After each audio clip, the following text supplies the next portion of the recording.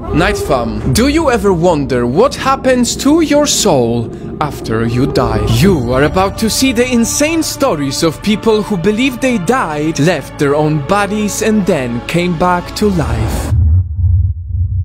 Stephanie Arnold was still pregnant when she predicted she would die while giving birth. Her sixth sense kicked in when a doctor said she would have problems in labor. That's when she got a strange feeling in her stomach. Stephanie believed this so much she started writing goodbye letters. She told her family and friends, her husband and her doctors. I couldn't have told you at the time why I knew that 100%, but I was sure of it. Most of them didn't take it seriously except for one doctor who made sure there was enough life-saving equipment in her delivery room. When the birthday came, Stephanie lost a lot of blood until her prediction became true. She was dead for 37 seconds. But in that short dance with death, she felt like she gained supernatural powers. She heard her doctor's thoughts. She could tell which nurse revived her. She knew what her husband was wearing as he got off a plane. She also sensed what her other child was doing from far away. She even encountered the spirit of her best friend's brother, a boy she never met. And he said to me,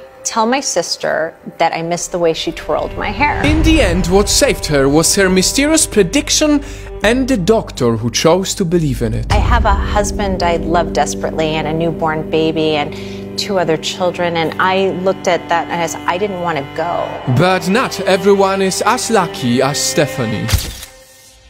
Melon Thomas Benedict had brain cancer. He only had 8 months to live. After accepting his fate, he left only one wish. When he dies, do not revive him. One morning, Melon Thomas woke up from a deep sleep and saw darkness. He looked around and witnessed his own body laying on the bed. He even saw his caretaker sleeping in the other room. But what happened next cannot be explained by science. Melon Thomas claimed that a huge light was pulling him in. Then came the life flashbacks. He saw himself as a baby inside his mother's womb, and he would feel the pain as his father beat his mom. After watching his own life, he got to travel outside the planet and into the galaxies. That is when he suddenly realized he had to come back. When he woke up from this magical dream, he saw his caretaker crying. She confirmed he was dead for at least an hour and a half. Let me repeat this. He was dead for an hour and a half. What could be the supernatural force that keeps pulling them back?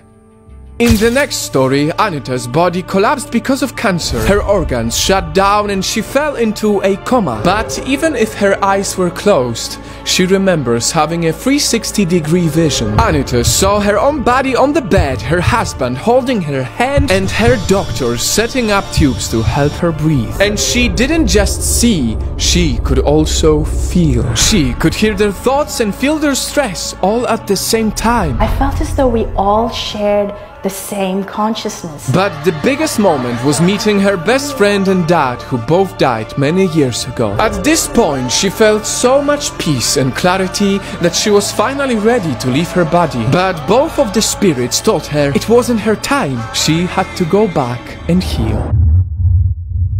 As Anita claims in her dad's last words, "Now you know the truth. Go back and live your life fearlessly." were these people just hallucinating, or is there really life after death? Whether you believe in it or not, I hope you realize what these stories really mean. Because if some people literally had to die, see their dead loved ones, the gods, even the galaxies, yet still chose to come back, then in fact, it is never good to give up on your own life. Because maybe, just maybe, this thing we call life, right here, right now, is the real paradise.